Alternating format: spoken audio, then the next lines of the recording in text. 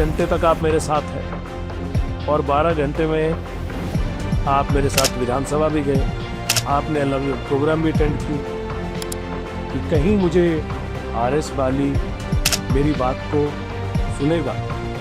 संपत्ति जब्त होगी, उसके घरों को तोड़ दिया जाएगा, क्योंकि वो एक घर को नहीं तोड़ रहे, वो पुश्तों को, आने वाली पुश्तों को तोड़ रहे हैं, तो उनका इलाज कर रहे हो। श्री जीएस बाली जी इतना ऊपर जाके नंबर 2 की पोजीशन से, हम लोग जब पिछला इलेक्शन उनका रह गया, किसी का सर ऑप्शन होता है किसी के पास कि डॉक्टर बनेगा बेटा, इंजीनियर बनेगा, तो ऐसे अगर एक किसी को मार्गदर्शन, आप भी क्या बनना चाहते हैं या किसी को मार्गदर्शन देना चाहे कि राजनेता मतलब नेता कैसा होना चाहिए, तो वो आप कैसे देखते हैं उस चीज़ को? अगर ये सब कर सकते हैं और फिर आप रोल मॉडल हो, आपको लोगों ने देखना है, आपको बच्चों ने देखना है, उन्होंने सोचना है कि आपके जैसे बने, आपके सपोर्टर्स के बच्चे, आपके विधानसभा के जो सीनियर लोगों के बच्चों ने आपको देखा, वो देखेंगे हमारा एमएलए कैसा है, वो देखेंगे ये हमारा ये सर कि अगर नेक्स्ट टर्म में जैसे आप मतलब मान लीजिए कि सीएम बनते हैं, तो क्या वो काम होंगे या कैसे? सीएम बनने वाली बात जो मतलब आप क्या वो काम को बढ़ा दीजिए।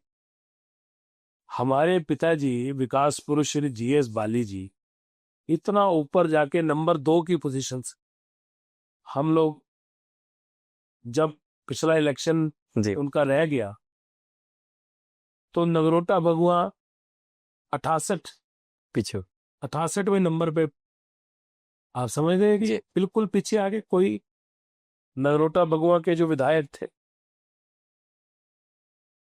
जब जीएस बाली जी थे तो नगरोटा दूसरे नंबर पे बैठा करता था, और जब रह गए तो फिर नगरोटा को बहुत नुकसान हुआ।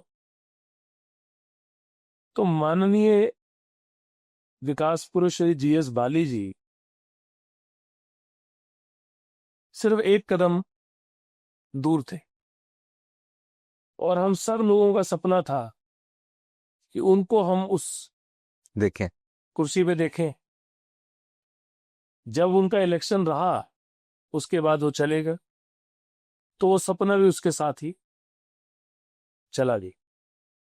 अब मेरा वो सपना नहीं है, वो सपना मेरा उनके लिए था, अब अपने लिए मेरा सपना नहीं, तो वो मैं उस चीज के लिए बिल्कुल क्लियर। आप क्या देखते हैं कि क्या वो काम है या कुछ कुछ सपने होते हैं यार है काम करेंगे कि हिमाचल को सपना इस स्तर पे लेके जाएंगे? मैंने सपना उनके लिए देखा था, मैं उनके लिए काम करता था, उनका समर्थक था, उनका वोटर था, उनका बेटा भी था, पर उनका समर्थक भी था, और सपना देखता था कि एक दिन उनकी मेहनत जो है और उनकी काम करने की शैली, वो एक दिन हमें उनको सबसे आगे खड़ा करके हमें वो दिन जरूर दिखेगा।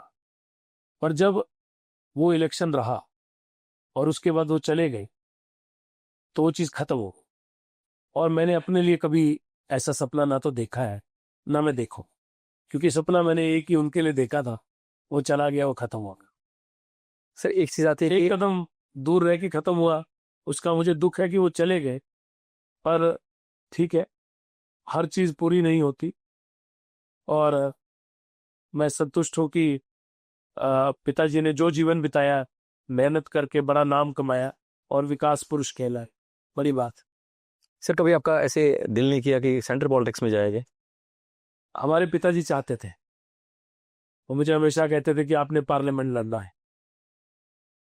और वो मुझे अक्सर बोलते थे कि आपको शायद पार्लियामेंट लड़ना पड़ेगी, पर इस बार जब मुझे पार्टी मुझे कह रही थी कि आपको लड़ना है, तो मैंने मना किया। मैंने चिट्ठी लिखी, वो मुझे नहीं लड़ना, क्योंकि 1 साल हुआ था जी एमएलए बने हुए, अपने लोगों को मैं छोड़ के नहीं जाना चाहता। मुझे लगा कि मेरे को बड़ी आस के साथ मेरे लोगों ने बनाया, मैंने भी अपने बहुत से लोगों का काम करना है, उनकी उम्मीद है, और अगर मैं यहाँ रहूंगा तभी कर पाऊंगा। पर लोग चाहते थे, पूरे जिले के जब सर्वे हुआ तो मेरा नाम सबसे ऊपर था सर्वे में, और सर्वे में नाम सबसे ऊपर था इसलिए पार्टी चाहती थी कि मैं ही लड़ूं। अब अगर जिंदगी में कभी लगेगा लोगों को तो लड़वाएंगे, अगर नहीं लगेगा तो नहीं लड़वाएंगे। अपने लिए मैं ज्यादा सोचता नहीं। मैंने आपको कहा कि मेरी सोच क्लियर है। ये सोच विकास पुरुष जी के लिए थी, उनके आगे मैं अपने लिए कुछ नहीं सोचता। मुझे लगता है जब तक लोग चाहेंगे तब तक करेंगे, जब तक लोग चाहेंगे तब तक काम करेंगे, जैसा चाहेंगे वैसा काम। हर किसी का सर ऑप्शन होता है किसी के पास कि डॉक्टर बनेगा बेटा, इंजीनियर बनेगा। तो ऐसे अगर एक किसी को क्या मार्गदर्शन, चाहता था? आप भी क्या बनना चाहते हैं, या किसी को मार्गदर्शन देना चाहे कि राजनेता मतलब नेता कैसा होना चाहिए, तो वो आप कैसे देखते हैं उस चीज़ को, या क्या वो गाइडेंस आप देंगे किसी को? अगर जैसे ही मान लीजिए किसी ने नवयुवा ने, मतलब लड़के ने, किसी ने, या लड़की ने राजनीति शुरू करनी हो अपना कैरियर, तो कैसे शुरू करे? देखो, राजनीति शुरू करने के लिए सबसे पहले तो एक चीज समझ ले कोई भी आदमी, कि मुझे अपने आप को बिछाना है, अपना दिन रात, अपना जीवन लोगों को समर्पित करना। और दूसरा ये समझ ले कि राजनीति में मतलब गलत काम का स्कोप नहीं है। आप, क्योंकि आप हर चीज बनाते हो। मैं आपको छोटा सा उदाहरण देता हूं। आज नेशनल हाईवे बन रहा है तो मुझे पता है, सड़कें बन रही है तो मुझे पता है कहाँ से निकलेंगी, कॉलेज बन रहे तो मुझे पता है मैं कहाँ बनाऊंगा, स्कूल बन रहे तो मेरे को पता है मैं किस जगह बनाऊंगा, कवाड़ी में कौन सी जगह मैंने चुनी है, बलदर में कौन सी जगह मैंने आईटीआई की चुनी। जैसे पिताजी का था मेडिकल कॉलेज, उनको पता था कहाँ चुना, मसल में इंजीनियरिंग कॉलेज चुना तो उनको पता था। तो आप चोरी नहीं कर सकते। अगर राजनेता रक्षक ही भक्षक बन जाएगा, मतलब आप बिल्डिंगें बना रहे हैं, आप सड़कें बना रहे हैं, आप पुल बना रहे हैं, आप सड़कों को जोड़ रहे हैं, अगर आप वहीं पे जमीनें खरीदनी शुरू कर दोगे, आप वहीं पे पार्टनरशिप कर लोगे ठेकेदारों के साथ, आप ठेकेदार ठेके खुद दे रहे हो, क्योंकि आप बैठे हो तो आप ही के समय में ठेके जा रहे हैं, आप ही काम लेके, और ठेकेदारों के साथ ही पार्टनरशिप एमएलए शुरू कर दे, और एमएलए बोले कि ये ठेकेदार जो है वो मुझे पैसा आके देंगे, उनके साथ सुबह शाम सांठगांठ कर ले, तो रक्षक भक्षक बन जाता।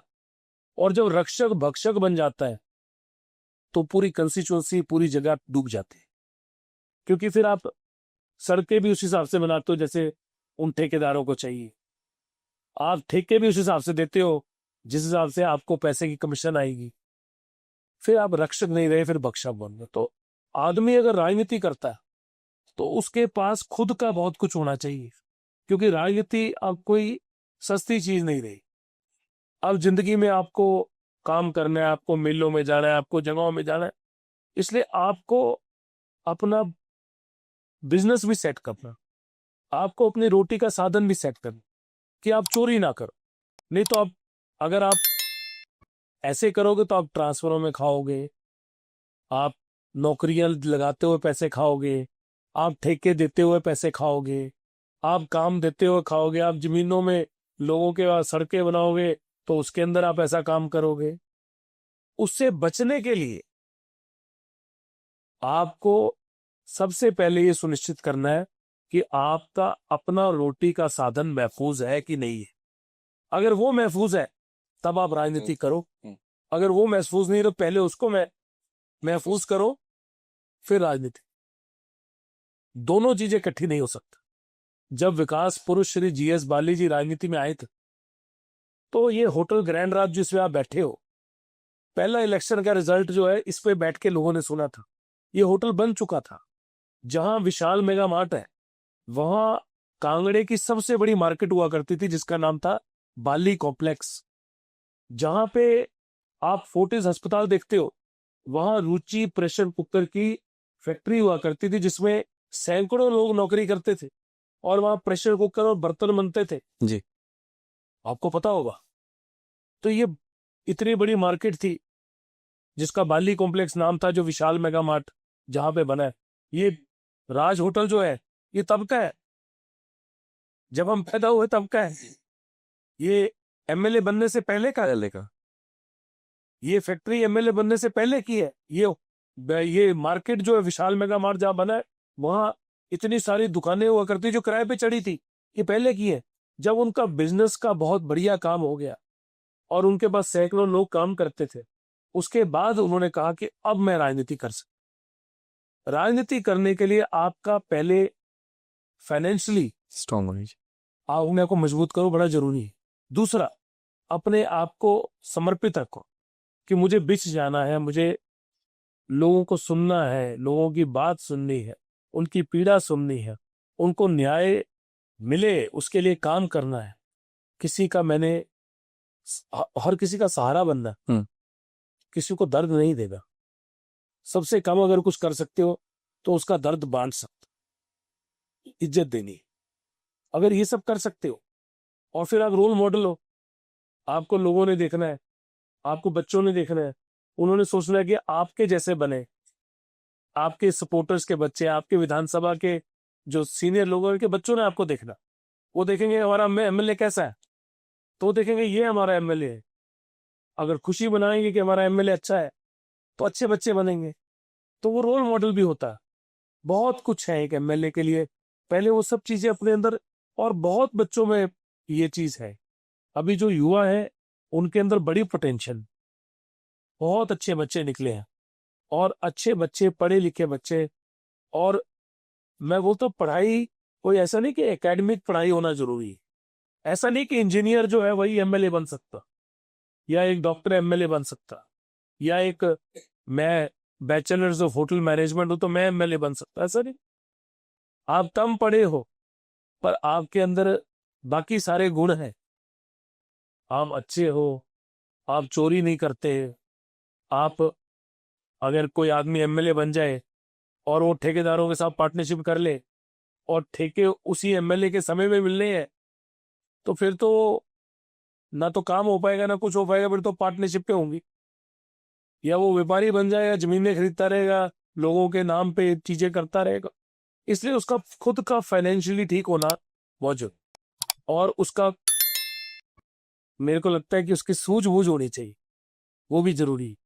ये बहुत सी क्वालिटीज होनी चाहिए, और अच्छा बच्चा, हर किसी में ये पोटेंशियल है कि वो आगे बढ़ सकते। मेरे से तो कई ज्यादा अच्छा कर सकते हैं, क्योंकि हर बच्चा जो है आजकल इतना टैलेंटेड है, मेरे से कई अच्छा बोल सकते हैं, मेरे से कई अच्छा पढ़ सकते हैं, मेरे से कई अच्छा कर सकते हैं। हर पोटेंशियल है, सिर्फ अपने आप को निखारना है और आगे बढ़ा। आ, आखिर में सर, अगर युवाओं के लिए या लोगों के लिए कुछ मैसेज आपकी तरफ से? युवाओं के लिए मेरा एक ही मैसेज है कि you people are future of the country, you people are future of the state. Himachal Pradesh somewhere expects a lot from the youth. You people can motivate the youngsters. The youth can motivate the children. The growing age, and the age when anybody develops thoughts and their skills sharpen, is the time when they're a child. When they are child is when they develop. And I feel youth, why do they say youth icon? Youth icon means you're an icon that people relate. And I feel that the youth have the most important responsibility for the society. And the society demands this from the youth of Himachal, to get together and make a beautiful Himachal for the young generation, the children who are becoming youth, and to make a very wonderful society for the elders. We need to give respect to the elders. We need to learn from elders. We need to take care of our parents, need to take care of the entire setup of the family, and also do good for the society. That is what is my only message to everyone in Himachal. Thank you so much. Thank you sir.